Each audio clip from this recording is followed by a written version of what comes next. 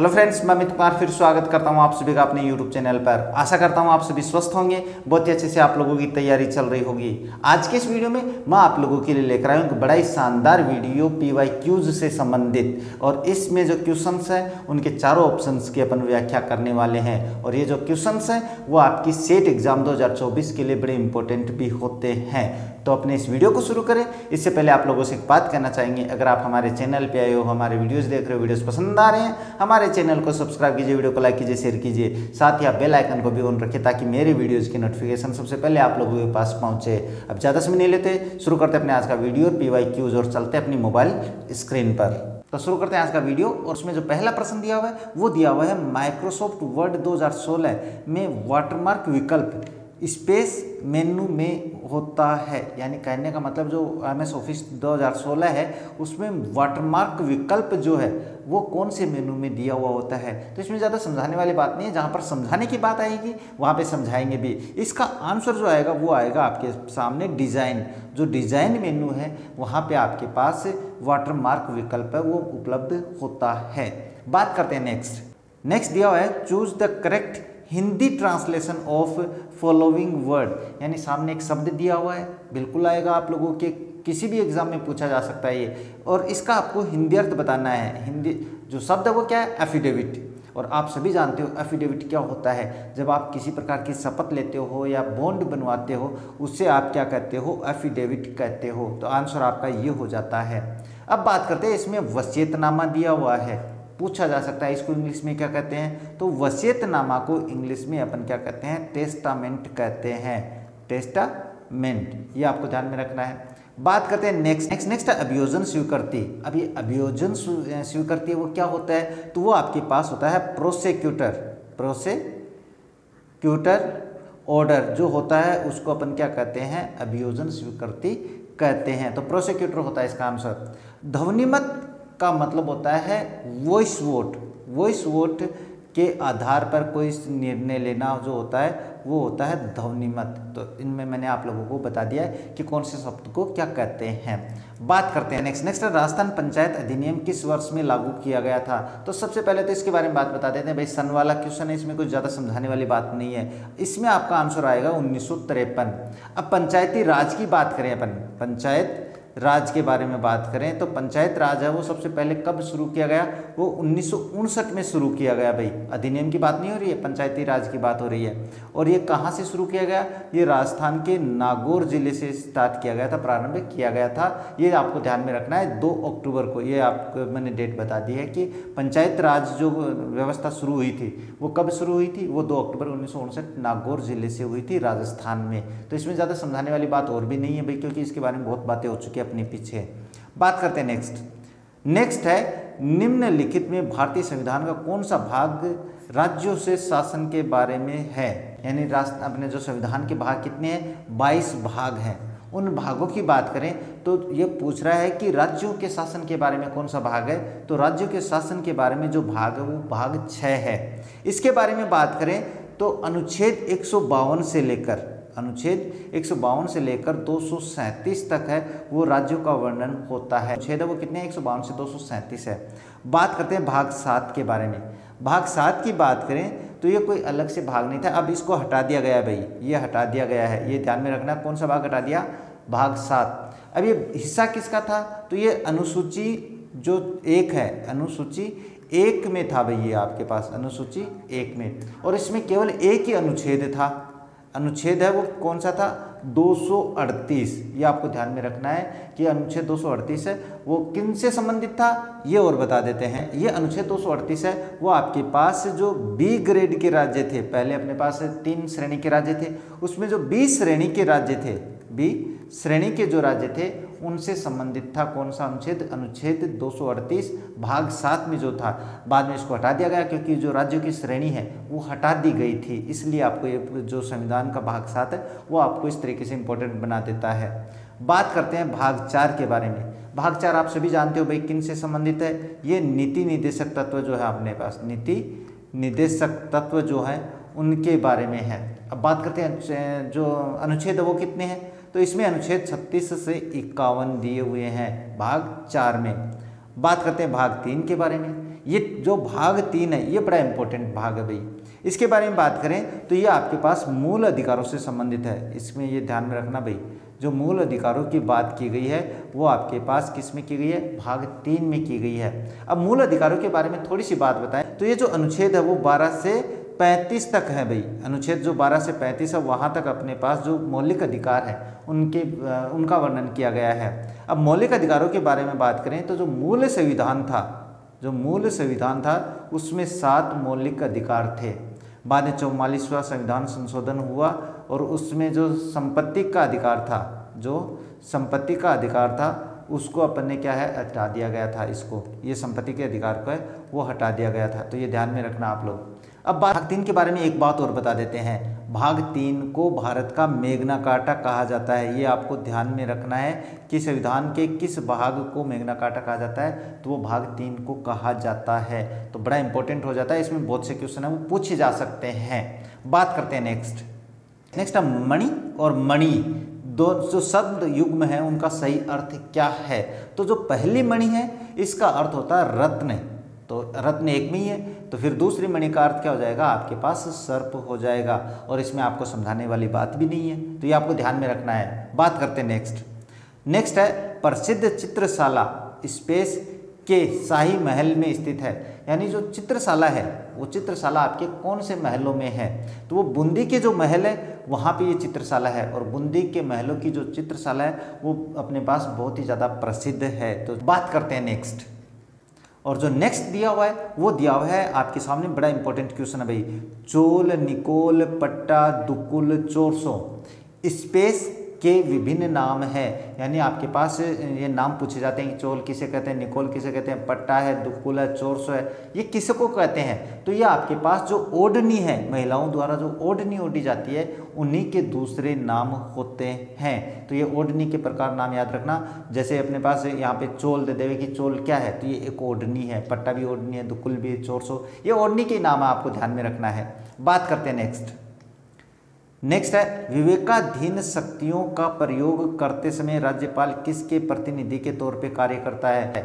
बड़ा important question है भाई कि प्रतिनिधि किसका होता है। आप सभी जानते हो भाई, अगर जब ये विवेकाधीन अपना काम करता है, अपने विवेक से काम करता है, तो मैंने समझाया भी था ये संघीय सरकार का जो है प्रतिनिधित्व करता है, यानी संघ का प्रतिनिधित्व करता है, प्रतिनिधि होता है। क्यों, कारण यही है कि जो राज्यपाल होता है, राज्यपाल जो होता है उसकी नियुक्ति जो होती है, उसकी जो नियुक्ति है वो संघ सरकार के द्वारा की जाती है। ये आपको ध्यान में रखना है। संघ सरकार मतलब राष्ट्रपति द्वारा की जाती है, और राष्ट्रपति भी किसके कहने पे करता है, अपने पास मंत्रिपरिषद के कहने पे करता है। तो ये आपको थोड़ा ध्यान में रखना है, इसके बारे में मैंने क्लास भी डाल रखी है। बात करते हैं नेक्स्ट आप लोगों के सामने हिमालय की निम्नलिखित श्रृंखला को उत्तर से दक्षिण में व्यवस्थित कीजिए। अब अपना ये जो भारत है, अपना ये भारत ये मान के चलो, और जो हिमालय है वो कैसे आ रखा है, ऐसे आ रखा है। अब ऐसे आ रखा है तो ये अपने पास उत्तर हो गया और ये दक्षिण हो गया।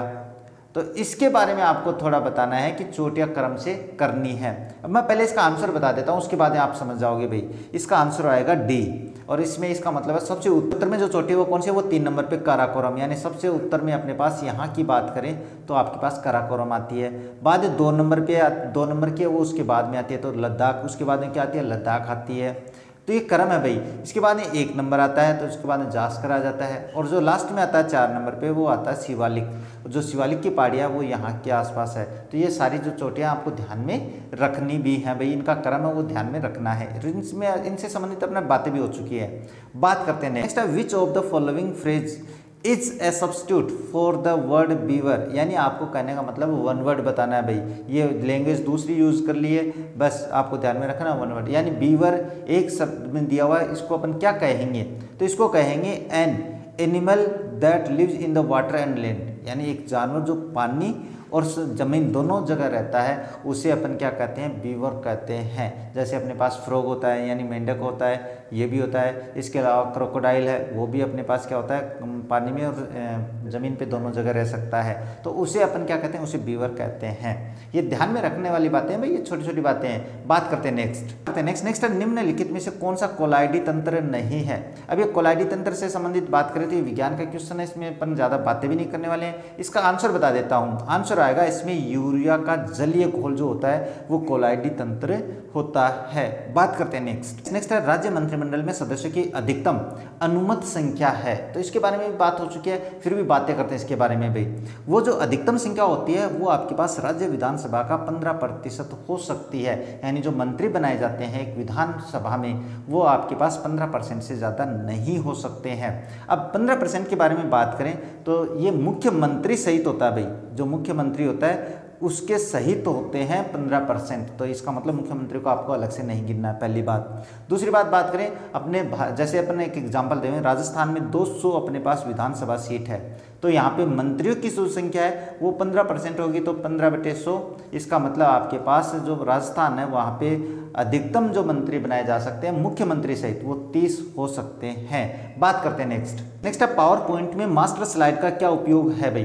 जो पावर पॉइंट में अपन स्लाइड्स तैयार करते हैं उसमें जो मास्टर स्लाइड होती है जो सबसे पहले नंबर की होती है उसका कार्य क्या है। तो उसका कार्य भाई बहुत ही आसान है, ये मैं बता देता हूँ। हर स्लाइड को एक जैसा फॉर्मेट करना होता है, यानी कहने का मतलब अपने पास एक डिज़ाइन देनी है, तो सारी जो डिज़ाइन होती है वो सारी आपके पास सभी जो स्लाइड्स है उस पर लागू हो जाती है। तो बस उसका यही काम है, तो आपका ऑप्शन ए सही हो जाता है। बात करते हैं नेक्स्ट है उच्च न्यायालय का न्यायाधीश अपना त्याग पत्र संबोधित करता है, यानी जब उच्च न्यायालय का न्यायाधीश अपना त्याग पत्र देता है तो वो संबोधित किसको करता है, वो संबोधित अपने राष्ट्रपति को करता है। राष्ट्रपति को संबोधित करते हुए अपना त्याग पत्र दे सकता है। अब न्यायाधीश के बारे में बात करें, अपने मुख्य न्यायाधीश या न्यायाधीश के बारे में, तो इनकी नियुक्ति के बारे में एक थोड़ी सी इंपॉर्टेंट बात है, वो मैं आप लोगों को बता देता हूँ। बात क्या है कि जब इनकी नियुक्ति की जाती है तो जो राज्य होता है उसका राज्यपाल वह सुप्रीम कोर्ट जो होता है अपना उच्चतम जो न्यायालय होता है, उच्चतम न्यायालय का जो मुख्य न्यायाधीश होता है, मुख्य न्यायाधीश जो होता है उससे अपने पास राष्ट्रपति है विचार विमर्श करता है। विचार विमर्श करने के बाद में ही वो आपके पास क्या है, इनकी नियुक्ति करता है। तो ये थोड़ी सी बातें हैं जो बेसिक बातें आपको ध्यान में भी रखनी है। बात करते हैं नेक्स्ट दिया हुआ है translate the following sentence into English, यानी आपको इंग्लिश में ट्रांसलेट करना है। उसे टेनिस खेलना पसंद है। अब उसे का मतलब ही और सी दोनों मतलब यही है। ही पसंद है तो he likes to play tennis, ये देखते हैं। इसके बाद में बात करते हैं ही लाइक्स टेनिस, नहीं। इसके बाद में ही लव्ड, नहीं। तो इसमें आपका ऑप्शन है ए सही हो जाता है। नेक्स्ट है राजस्थान में 2011 की जनगणना के अनुसार निम्नांकित कौन से जिले में द्वितीय न्यूनतम जनसंख्या घनत्व है, यानी सबसे कम घनत्व वाला जो दूसरे नंबर का जिला है वो आपको बताना है। बात करते हैं जैसलमेर का घनत्व है, मैं सभी के घनत्व बताता हूँ। तो जैसलमेर का जो घनत्व है वो है आपके पास 17, यानी पर वर्ग किलोमीटर में 17 लोग रहते हैं। बाड़मेर की बात करें तो इसमें 92 लोग हैं वो प्रति वर्ग किलोमीटर में रहते हैं। बीकानेर की बात करें तो इसमें आपके पास 78 लोग हैं वो प्रति वर्ग किलोमीटर में रहते हैं। बात करते हैं चूरू की तो इसमें आपके पास 147 लोग हैं वो प्रति वर्ग किलोमीटर में रहते हैं। तो आपके पास जो ऑप्शन आपका दूसरे नंबर का सबसे कम जनसंख्या घनत्व वाला जिला है वो बीकानेर हो जाता है। 1 नंबर पे जैसलमेर हो जाता है, 2 नंबर पे बीकानेर और 3 नंबर पे बाड़मेर हो जाता है, 4 नंबर पे चूरू और 5 नंबर पे जो है वो आपके पास जोधपुर हो जाता है। और जोधपुर का जो घनत्व है वो आपके पास 161 वर्ग किलोमीटर प्रति वर्ग किलोमीटर व्यक्ति हैं भाई। तो आपके पास मैंने 5 जिले जो जहाँ पर जनसंख्या घनत्व सबसे कम है वो मैंने बता दिया है। अब बात करते हैं सर्वाधिक के बारे में, कि सर्वाधिक के बारे में भी आपको पता होना चाहिए कि सर्वाधिक घनत्व कहाँ पे है, कौन से जिलों में है। तो जो सर्वाधिक घनत्व है उनमें जो नंबर 1 आता है वो आता है आपके पास जयपुर, और जो जयपुर का घनत्व है वो आपके पास 595 है। बात करते हैं नंबर 2 की, तो नंबर 2 पे आपके पास आता है भरतपुर, और इसका घनत्व अगर बात करें अपन घनत्व की तो वो आता है आपके पास 503। बात करते हैं नंबर 3 पे, तो नंबर 3 पे आपके पास दौसा आता है, और दौसा का जो घनत्व है वो आपके पास 476। तो ये आपको ध्यान में रखना घनत्व है। नंबर 4 की बात करें तो नंबर 4 पे आपके पास आता है अलवर, और अलवर का जो घनत्व है वो आपके पास है 438। नंबर 5 की बात करें तो आपके पास आता है धौलपुर, ये आपको ध्यान में रखना भाई, घनत्व वाले बिल्कुल आ सकता है क्वेश्चन। और इसका आपके पास 398 प्रति वर्ग किलोमीटर में लोग रहते हैं, व्यक्ति रहते हैं। तो मैंने सबसे ज़्यादा 5 और सबसे कम घनत्व वाले जिले आप लोगों को बता दिए हैं। बात करते हैं नेक्स्ट है दिन भर शब्द में कौन सा समास है। तो इसमें जो समास दिया हुआ है इसमें ज़्यादा समझाने वाली बात भी नहीं है। अपने पास जो समास है उनसे संबंधित है, सुनील सर की क्लास बड़ी शानदार अपलोड होने वाली है, उसमें आप लोग देख लेना। इसका जो आंसर आएगा वो आएगा अवयवी भाव जो समास है वो इसमें दिया हुआ है, या जो दिन भर है इसमें अवयवी होता है। बात करते हैं नेक्स्ट दिया हुआ आपके पास ताल छापर अभ्यारण्य किसके लिए प्रसिद्ध है। तो ताल छापर जो अभ्यारण्य है वो कहाँ पे है उसके बारे में बताते हैं। तो सबसे पहले वो आपके पास चूरू में है। इसके बाद में बात करें तो वो किसके लिए फेमस है, तो वो काला हिरण के लिए फेमस है भाई।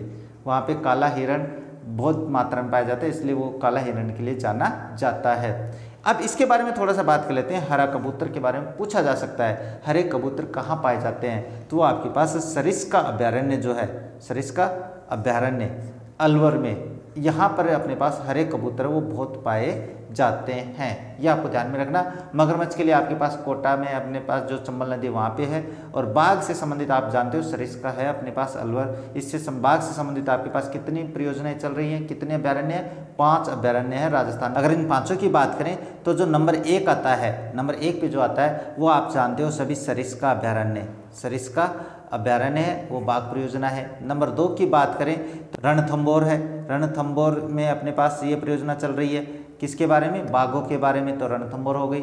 नंबर 3 की बात करें तो वो आप लोगों के पास रामगढ़ विषधारी, रामगढ़ विषधारी अभ्यारण्य जो कि बूंदी में आप सभी जानते हो। इसके बाद नंबर 4 की बात करें तो मुकुंदरा हिल्स, मुकुंदरा हिल्स जो है वो भी एक बाघ परियोजना से संबंधित है, तो ये भी आपको ध्यान में रखना है। नंबर 5 की बात करें तो धौलपुर और करौली में, धौलपुर व करौली में भी आपके पास एक बाघ परियोजना है वो विकसित की जा रही है। इस प्रकार से आपके राजस्थान में 5 बाघ परियोजनाएं हो जाती हैं जो इंपॉर्टेंट है, आपको नाम भी याद रखने हैं भाई इनके। बात करते हैं नेक्स्ट, हीविया ब्रेसिलियंसिस का सामान्य नाम क्या है। तो सामान्य नाम जो है वो आपके पास रबर है, ये वैज्ञानिक नाम है और ये आपके पास सामान्य नाम है, तो ये आपको ध्यान में रखना है। हीविया ब्रेसिलियंसिस का जो सामान्य नाम वो रबर है। बात करते हैं नेक्स्ट है राजस्थान के सकल राज्य घरेलू उत्पाद में किस क्षेत्र का योगदान सर्वाधिक है। तो यह ज़्यादा बताने की आवश्यकता नहीं भाई, ये जो सेवा क्षेत्र है इसका योगदान सर्वाधिक होता है राजस्थान के सकल राज्य घरेलू उत्पाद में, यानी जीडीपी में जो सबसे ज़्यादा योगदान होता है वो सेवा क्षेत्र का होता है। बात करते हैं नेक्स्ट है संत चरणदास राजस्थान के किस जिले से संबंधित है। बहुत ही आसान क्वेश्चन है, ज़्यादा समझाने वाली बात नहीं है, अलवर जिले से संबंधित है संत चरणदास। बात करते हैं नेक्स्ट है choose the appropriate indirect narration for the sentence given. Indirect की जो इनडायरेक्ट सेंटेंसेज अपने पास, डायरेक्ट इनडायरेक्ट, उनकी क्लास बहुत ही शानदार अपलोड हो चुकी है, आप कहीं पर भी गलती नहीं करोगे अगर आप लोगों ने वो क्लास ढंग से देखी है तो। बात करते हैं I said to her why are you working so hard. अब इसमें बात करें तो इसमें एक सीधी सी बात बता देते हैं, देखो ऑप्शन नहीं करते हैं। सबसे पहले बात करते हैं अगर आरएस का वाक्य ये रहा, इंटरोगेटिव हो तो सैड टू को अपन आस्कट में बदलते हैं, तो यहाँ पे मैंने कर दिया आस्कट, तो आई आस्कट हर। अगर आरएस का वाक्य इंटरोगेटिव है और किसी WH वर्ड से शुरू हो रखा है तो वो कंजक्शन बनाएंगे अपन WH वर्ड, तो आई आस्कट हर वाई, और कंजक्शन के जस्ट बाद में आपको सब्जेक्ट लिखना होता है। सब्जेक्ट इसमें क्या है, सेकंड पर्सन, हर के अनुसार हो जाएगा सी। इसके बाद में बात करें टेंस की, हेल्पिंग वर्ब की, तो सी है, जो इज़म आ रहा है वो वाज वर्ब में चेंज हो जाएगा, सी के अनुसार वाज हो जाएगा। इसके बाद में जो बच गया वो ऐसा कैसा लिख देंगे, वर्किंग हार्ड, सो हार्ड। और आपका ये एग्जाम्पल देख लो जिसमें दिया हुआ है आई आस्कट हर वाई, ये वाज इसमें पहले दे दिया कंजक्शन, तो ये कंजक्शन के जस्ट बाद में सब्जेक्ट आता तो ये गलत हो गया। आई आस्कट हर वाई, इसमें हेड में चेंज कर दिया, ये गलत हो जाएगा। इज़म आर को अपन वाज वर्ब में चेंज करते हैं। I asked her why she had, ये भी गलत है। बात करते हैं I asked her why she was working so hard, answer ये हो जाएगा इसमें, और इसमें आप दोनों देख लेना सही क्या है, मैंने सही बनाया यहाँ पे। बात करते हैं नेक्स्ट है चेतावनीरा चुंबटिया नामक रचना किस क्रांतिकारी द्वारा रचित की गई थी। आप सभी जानते हो, इसके बारे में मैंने बात भी की थी। ये आपके पास केसरी सिंह भारत ने लिखी थी, फतेह सिंह को भेजी थी इसने, फतेह सिंह। जब फतेह सिंह अपने पास दिल्ली दरबार में जा रहे थे सम्मिलित होने के लिए, दिल्ली दरबार में जब वो जा रहे थे तब उन्होंने ये अपनी चेतावनी राजचिंगमुटिया जो बुक थी वो लिखकर फतेह सिंह को भेजी थी, ये आपको ध्यान में भी रखना भाई। अब बांकीदास की बात करें तो बांकीदास है वो आपके पास जोधपुर राज्य में थे भाई, जोधपुर राज्य में थे। और बांकीदासरी जो ख्यात है वो विश्व अपने पास फेमस है भाई, तो बांकीदास की जो ख्यात है उसके बारे में ध्यान रखना है। प्रताप सिंह बारठ के बारे में कोई है नहीं। इसके बाद श्यामल दास के बारे में, तो श्यामल दास की एक बहुत ही फेमस कृति है भाई, वो है वीर विनोद, ये इन्होंने लिखी है और ये पूछी भी जाती है, ये आपको ध्यान में रखना। अंग्रेजों ने इनको उपाधि दी थी भाई केसर हिंद की, ये आपको ध्यान में रखना, केसर ए हिंद की उपाधि इनको अंग्रेजों ने दी थी, ये आपको ध्यान में रखना है कि श्यामल दास को केसर हिंद की उपाधि किसने दी थी, अंग्रेजों द्वारा दी गई थी। कौन से कवि को दी गई थी, तो ये श्यामल दास को दी गई थी भाई। ये आप बड़ा ही आसान क्वेश्चन है भाई, ज़्यादा समझाने वाली बात भी नहीं है। बात करते हैं नेक्स्ट है हम शक्ल में उपसर्ग है, हिंदी उपसर्ग, अंग्रेजी उपसर्ग, संस्कृत उपसर्ग और उर्दू उपसर्ग। तो इसमें उर्दू उपसर्ग है, इसमें ज़्यादा समझाने वाली बात भी नहीं है। बात करते हैं नेक्स्ट है कौन से शब्द समूह में सभी शब्द किरण के पर्यायवाची है। इसका जो आंसर आएगा वो आएगा रश्मि, अंशु और मरीचि। ये आपके पास क्या है, किरण शब्द के पर्यायवाची होते हैं। और इनमें ज़्यादा मैंने पहले बता दिया था कि समझाने वाली बात नहीं होती, ये याद करने पड़ते हैं आप लोगों को। बात करते हैं नेक्स्ट है which of the following is the correct active form of the sentence. यानी कहने का मतलब आपके सामने पैसिव वॉइस का वाक्य दिया हुआ है और उसका एक्टिव वॉइस आप लोगों को बनाना है। तो सबसे पहले तो बात करते हैं कि जो बाय प्लस सब्जेक्ट दिया हुआ होता है उसमें बाय को छोड़ देते हैं और वो कर्ता जो है, सब्जेक्ट जो है, उसको शुरू में लिखते हैं। तो शुरू में बात करें बाय के बाद में क्या है, द बोट ओनर। तो सबसे पहले देखा बोट ओनर के बारे में, टेंस है आपके पास पास्ट इंडेफिनिट का, तो द बोट ओनर्स, इसमें कहाँ पे, the boat owners consider the bridge a menace to navigation, ये हो जाता है। इसके बाद में बात करते हैं मीनेंस टू नेविगेशन, ये इसका आंसर है वो बी हो जाता है भाई। इसके बारे में देखो ये हेड दे रखा है, तो ये हेड गलत हो जाता है। इसके बाद में बात कर रहे हैं द बोट ओनर्स कंसिडर, ये प्रेजेंट इंडेफिनिट का हो जाता है, तो अपने टेंस है वो वाक्य वो पास्ट इंडेफिनिट का, ये प्रेजेंट परफेक्ट का बना दिया, जबकि आपके पास पास्ट इंडेफिनिट का है। तो ये मैंने आप लोगों को समझा भी रखा है एक्टिव वॉइस पैसिव वॉइस की क्लास में, वो भी अपलोड हो चुकी है अपनी, उनको देख लेना आप लोग। बात करते हैं नेक्स्ट है निम्नलिखित में से किस शब्द में स्वर संधि है, ये आपको बताना है। तो इसमें जो स्वर संधि है वो आपके पास ऑप्शन ए में है, अन्वेषण में जो है वो स्वर संधि है। और स्वर संधि की क्लास है वो अपलोड हो चुकी है, बहुत ही शानदार क्लास है, आप लोग को देखनी चाहिए वो। बात करते हैं नेक्स्ट अजमेर के चौहानों को स्पेस के नाम से भी जाना जाता है। तो अजमेर के चौहानों को बहुत ही आसान क्वेश्चन है भाई, सबादलक्स के चौहान भी जाना जाता है, क्योंकि जो चौहान वंश की शुरुआत हुई थी वो सबादलक्स से हुई थी। कहाँ, कौन से चौहानों की, अजमेर के चौहानों की। बाद में अजमेर में जो अपने स्थानांतरित कर ली थी उन्होंने राजधानी, उसके बाद में अजमेर के चौहान है उसके नाम से जाना जाने लगा था। तो चौहानों की जो उत्पत्ति है वो सबादलक्स से हुई थी, ये आपको ध्यान में रखना है। बात करते हैं नेक्स्ट है निम्नलिखित में से राजस्थान में कौन सा राष्ट्रीय उद्यान पक्षियों के लिए प्रसिद्ध है भाई। बहुत ही आसान क्वेश्चन है। इसमें जो केवलादेव अभ्यारण्य है भरतपुर में, यह आपके पास क्या है, पक्षियों के लिए बहुत ही ज़्यादा फेमस है। यहाँ से अपने पास विदेश से भी पक्षी आते हैं यहाँ पर अपना विचरण करने के लिए, तो ये ध्यान में रखना। जो केवलादेव नेशनल पार्क है वो भरतपुर में है, ये पक्षियों के लिए है भाई, तो ये आपको ध्यान में रखना है। बात करते हैं नेक्स्ट है निम्न में से कौन सा एक सही सुमेलित नहीं है। यानी चोमू सामोदय जयपुर जिले में बिल्कुल सही है, ये जयपुर में ही है। सराय पचलंगी ये झुंझुनू में है, सही है। निमला दौसा में है, बिल्कुल सही है। लोहारपुरा वो अजमेर में नहीं है भाई। अब इसके बारे में ज़्यादा इंपॉर्टेंट क्वेश्चन भी नहीं है भाई, ऐसे क्वेश्चन है ना बहुत कम पूछे जाएंगे, तो ये ज़्यादा इंपॉर्टेंट नहीं है। बात करते हैं नेक्स्ट है किस किले के बारे में हसन निजामी, ये ध्यान में रखना भाई, हसन निजामी ने लिखा है ये ऐसा किला है जिसका दरवाज़ा कोई आक्रमणकारी नहीं खोल सका। तो कौन से किले के लिए हसन निजामी ने कहा था, तो ये जो जालोर का किला है इसके बारे में कहा था किसने, हसन निजामी ने। लेकिन ये बात थोड़ी सी विरोधाभास लगती है, क्योंकि जो अलाउद्दीन खिलजी था, अलाउद्दीन खिलजी जो था उसने इसको अपने पास 1311 में इसको क्या है, फतेह किया था, ये आपको ध्यान में रखना है। तो ये थोड़ी सी विरोधाभासी वाली बात है भाई। जैसलमेर का किला ये आप सभी जानते हो भाई, यहाँ पे 2.5 साके वो फेमस हुए हैं, इसके बारे में आपको अलग से बताएंगे इन जो साकों के बारे में। शेरगढ़ का किला आपके पास कहाँ पे, ये बारां जिले में है, ये आपको भी ध्यान में रखना है। अब बात करते थे सिवाना का किला। अब सिवाना के किले की बात करें तो ये आपके पास जो जालोर का किला है उसके लिए कुंजी कहा जाता था, ये जालोर के किले की कुंजी था, यानी जो इसको जीत लेगा वो इस पे आक्रमण आराम से कर सकता है। तो इस सबसे पहले जो अलाउद्दीन खिलजी था इसने इसी को जीता था 1308 में, ये आपको ध्यान में रखनी है सन।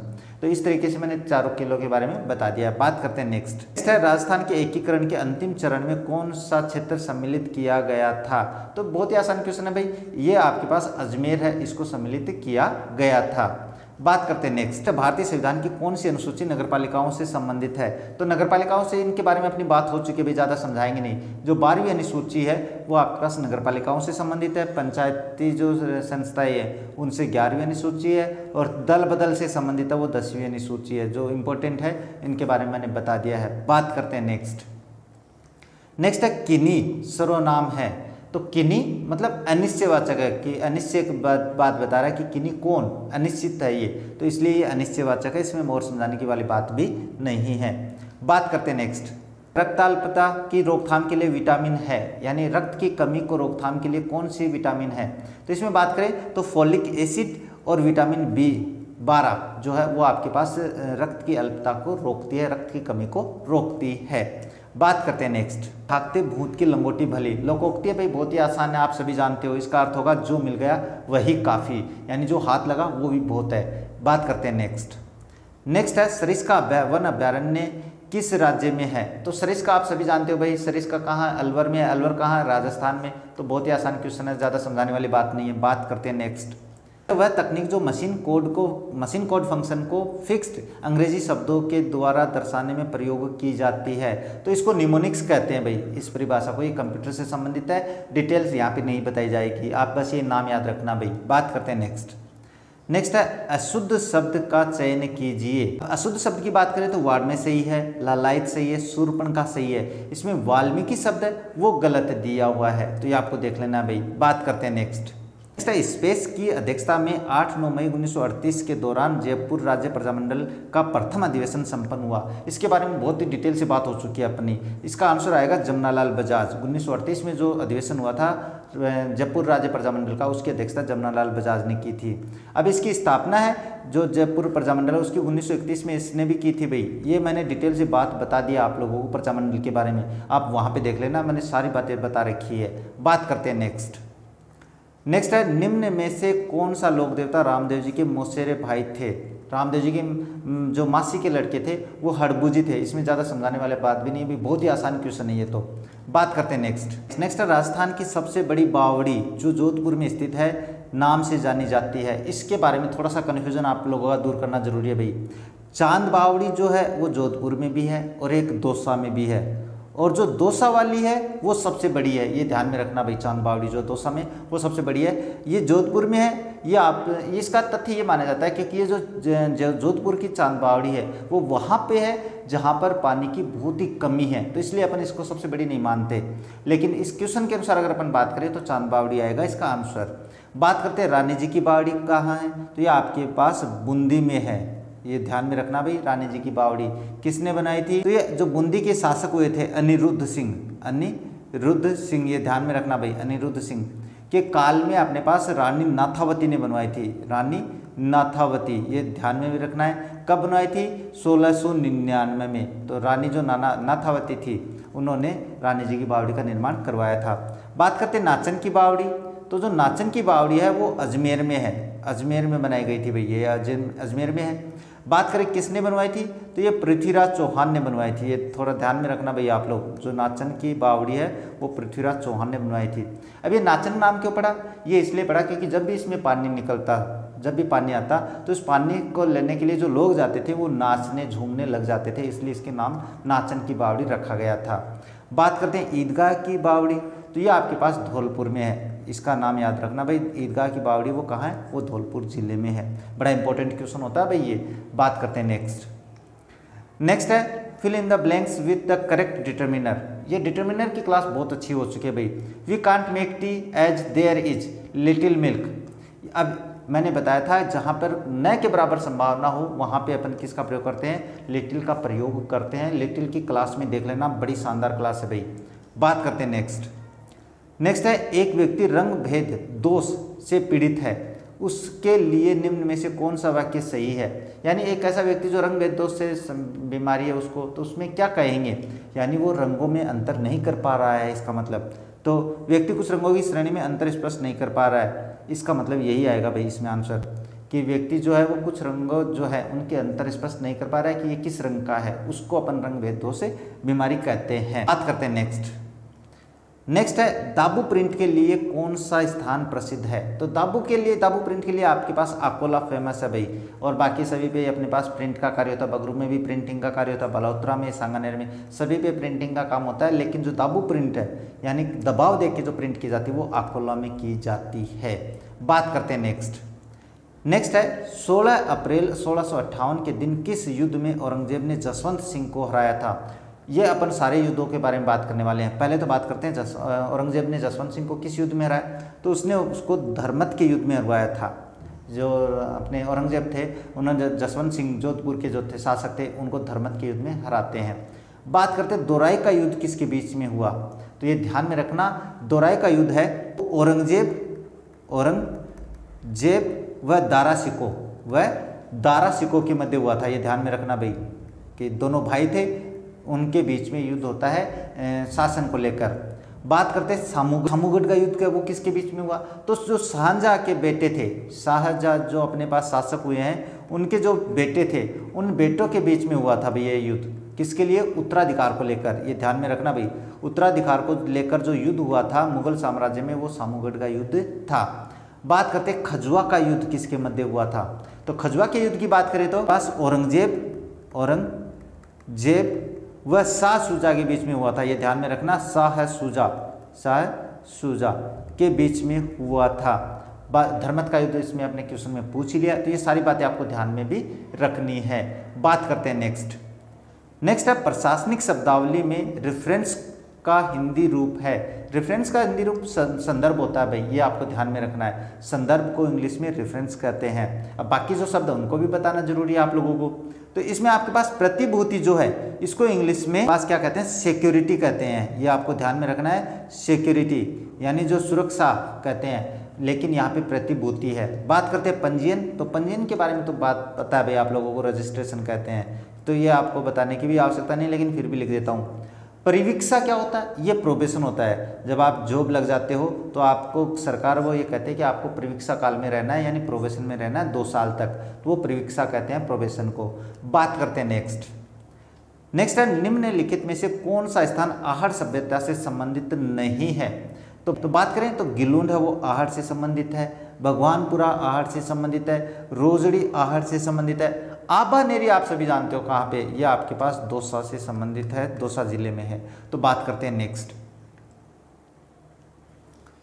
नेक्स्ट है निम्नलिखित में से कौन सी नदी कृष्णा की सहायक नदी नहीं है? अब ये नहीं वाले क्वेश्चन इसलिए बता रहा हूँ क्योंकि इसमें 3 जो ऑप्शन है वो सही होते हैं, इसलिए जो क्वेश्चन है वो आपको जानना जरूरी है। इसमें जो आपके पास पूर्णा नदी है वो इसकी सहायक नदी नहीं है, यानी भीमा जो है वो आपके पास कृष्णा की सहायक नदी है, कोयना भी सहायक नदी है और मूसी भी सहायक नदी है। तो ये जो तीन है ये आपको याद करनी है कि कृष्णा की सहायक नदियाँ हैं, इसलिए ये क्वेश्चन है वो करवाने आवश्यक होते हैं। बात करते हैं नेक्स्ट है दिलवाड़ा मंदिर स्थित है। सभी जानते हैं, बहुत ही आसान क्वेश्चन है, माउंट आबू क्षेत्र में है, माउंट आबू में है दिलवाड़ा के जैन मंदिर। अब यहाँ के दिलवाड़ा के जो जैन मंदिर है उनका निर्माण किसने करवाया था? तो 2 भाई थे, वास्तुपाल और तेजपाल, ये दोनों भाई थे जिन्होंने इन मंदिरों का निर्माण करवाया था। इतना आपको ध्यान में भी रखना भाई। बात करते हैं नेक्स्ट है fill in the blanks with the suitable preposition. बहुत ही ये जो प्रीपोजिशन वाली क्लास है वो जल्दी अपलोड होने वाली है। You have to leave your shoes space the door when you enter the house. जब आप घर में प्रवेश करते हो तो दरवाजे के पास शूज निकालने हैं। तो के पास के लिए आपके पास बाय प्रीपोजिशन का प्रयोग किया जाता है, ये आपको याद ही करने पड़ेंगे और इसकी क्लास अपलोड होने वाली है। बात करते हैं नेक्स्ट है धूलकोट कहाँ स्थित है? का जो आंसर आएगा वो आएगा आहड़ में। इसके बारे में क्या है और तथ्य बातें करने की आवश्यकता नहीं है क्योंकि ये जो स्थान पूछा है स्थान का नाम मैंने बता दिया है। बात करते हैं नेक्स्ट, राजस्थान में केंद्रीय भेड़ एवं ऊन शोध संस्थान कहाँ स्थापित किया गया है? तो आप सभी जानते हो भाई ये कहाँ पे है, अविका नगर टोंक में है। अब बीकानेर के बारे में थोड़ी सी बात बता देते हैं। जो ऊँट के प्रजनन केंद्र है, जो ऊँट से प्रजनन केंद्र है संबंधित, वो आपके पास बीकानेर में स्थापित किया गया है। तो ये थोड़ी सी बात थी, वो भी आपको जानना जरूरी है। बात करते हैं नेक्स्ट, यदि पंचायत विघटित कर दी जाती है तो चुनाव करवाए जाएंगे, यानी कहने का मतलब है अगर पंचायत बीच में रोक दी जाती है तो उसका जो चुनाव वो 6 माह के अंदर करवाना होता है भाई। ये तो बहुत ही आसान क्वेश्चन है। बात करते हैं नेक्स्ट है सुमेलित करना आप लोगों को। अब ये बातें हो चुकी है अपनी पहले, लेकिन फिर भी बता देते हैं। अनुस्मारक क्या होता है? तो अनुस्मारक के बारे में डिटेल से बात हो चुकी है, ये स्मरण पत्र होता है। अब जिसके सामने 2 दिया हुआ है आपका ऑप्शन वही होगा भाई। तो पहले 2 देखो किसमें, 2 एक में ही दिया हुआ भाई, तो ऑप्शन आपका सही हो जाता है। 2 के सामने 1 दिया हुआ, इसका मतलब परिपत्र क्या है, अनेक प्रेषितियों को भेजा जाने वाला पत्र होता है। बाद में 3 के सामने 4 दिया हुआ है, तो ये आपके सामने ये हो जाता है, अधिसूचना राजपत्र में प्रकाशित सूचना होती है। और ज्ञापन क्या हो जाता है, ये हो जाता है। तो ये कुछ क्वेश्चन ऐसे होते हैं जिनमें एक ऑप्शन सही मिल जाता है, तो आपका सारा क्वेश्चन वो सही हो जाता है। तो थोड़ा ध्यान से पढ़ा करो इनको। बात करते हैं नेक्स्ट है, निम्न कथनों में से कौन सा कथन मौलिक कर्तव्यों के अध्याय में वर्णित नहीं है। ये क्वेश्चन बहुत सरल है भाई, मैंने पढ़ा है। क्या है, संविधान का पालन करना होता है, बिल्कुल। सामाजिक संस्कृति और गौरवशाली परंपरा का समझे और उसका परिरक्षण करे, ये भी सही है। स्वतंत्रता सेनानियों के संदेश का पालन करना और उनका प्रसार करना, ये नहीं दिया हुआ अपने पास। किस में नहीं दिया, नीति निर्देशक तत्वों में ये नहीं कहा गया, मौलिक कर्तव्यों में ये नहीं कहा गया है। बात करते हैं नेक्स्ट है, भारत की संप्रभुता, प्रभुता, एकता, अखंडता, इनकी रक्षा करना है, उनको अक्षुण्ण बनाए रखना, ये भी कहा गया है। यानी कहने का मतलब ये बहुत ही अलग से दे दिया भाई, तो इसमें ये तथ्य वो गलत होता है, बाकी सारे सत्य हैं। बात करते हैं नेक्स्ट है, भारतीय संविधान में न्यायिक पुनरावलोकन आधारित है। ये कोई ज़्यादा टफ क्वेश्चन नहीं है भाई, ये है विधि द्वारा स्थापित प्रक्रिया पर। तो विधि द्वारा स्थापित प्रक्रिया है, उस पर न्यायिक पुनरावलोकन की जो प्रक्रिया है वो आधारित है भाई। बात करते हैं नेक्स्ट है, हरियाली अमावस्या का पर्व किस तिथि को मनाया जाता है। अमावस्या है वो श्रावण मास की जो अमावस्या आती है उसी को अपन हरियाली अमावस्या कहते हैं। तो इसमें ज़्यादा समझाने वाली बात भी नहीं है। बात करते हैं नेक्स्ट है, मारवाड़ राव परगनारी विगत किसकी रचना है। सभी जानते हो, बहुत ही आसान है भाई, मूणोत्नयन सिंह ने ये रचना लिखी है। अब इनकी बात करते हैं, वीरभान जो रत्नु है, इन्होंने क्या लिखी है, तो इन्होंने लिखी है एकाक्षरी माला। एकाक्षरी माला नामक कृति जो है वो इनकी है, जो इम्पोर्टेंट है, जो इम्पोर्टेंट है वो लिखी है। दयालदास है वो अपने नाम से ख्यात लिखते थे, तो दयालदास श्री ख्यात हो जाती है। सूर्यमल मिश्रण न उन्होंने लिखी है वंश भास्कर, इनकी बहुत ही प्रसिद्ध कृति है, ये ध्यान में रखना। इसके अलावा बात करें तो वीर सतसई भी इनकी एक प्रसिद्ध वो है, सतसई, ये भी इनकी क्या फेमस कृति है, इनके बारे में पूछा जाता रहता है। तो मैंने ये दोनों बता दिया आप लोगों को। बात करते हैं नेक्स्ट, चंबल नदी निम्नलिखित किस राज्य समूह से होकर प्रवाहित होती है। तो ये तो बहुत ही आसान क्वेश्चन है भाई, राजस्थान, मध्य प्रदेश और उत्तर प्रदेश में। तो मध्य प्रदेश, राजस्थान, उत्तर प्रदेश, ये रहा आपके पास आंसर, कोई ज़्यादा टफ नहीं है। बात करते हैं नेक्स्ट है, कौन सी विधानसभा भंग होने के कारण राजस्थान में प्रथम मध्यावधि चुनाव हुए थे। तो जो 6ठी विधानसभा थी उसको बीच में ही रोक दिया गया था, बीच में ही विघटन कर दिया गया था, उसके कारण है अपने पास दोबारा चुनाव हुए थे। तो ये ध्यान में रखना, 6ठी विधानसभा। बात करते हैं नेक्स्ट है, वरदाना स्पेस का प्रकार है कि वरदाना क्या है, किसका प्रकार है। तो बात करें तो ये फ़ॉन्ट शैली है भाई, जब आप कंप्यूटर में टाइपिंग करते हैं तो वहाँ पे फ़ॉन्ट आते हैं, उन फ़ॉन्ट की जो शैली है वो वरदाना है। इसमें ज़्यादा समझाने वाली बात भी नहीं है। बात करते हैं नेक्स्ट है, पीपलाद पेयजल परियोजना का संबंध है, यानी जो पीपलाद पेयजल परियोजना वो कौन से जिले में है। तो बहुत ही आसान क्वेश्चन है भाई, ज़्यादा टफ नहीं है, वो है झालावाड़ जिले में। तो इस तरीके से अपना जो आज का वीडियो है उसे भी आज यहीं पे कंप्लीट करते हैं और आज की PYQs को भी कंप्लीट करते हैं, क्योंकि मुझे पता है कि जो बड़ी क्लास है वो आप लोगों को बोर कर है, और मुझे लगता है जो मेरे द्वारा क्वेश्चन समझाए गए हैं वो आप लोगों को अच्छे से समझ में आए होंगे। तो मिलते हैं आप लोगों से आगे एक नए वीडियो में नई PYQs के साथ, तब तक देखते रहिए हमारा चैनल। जय हिंद, जय भारत।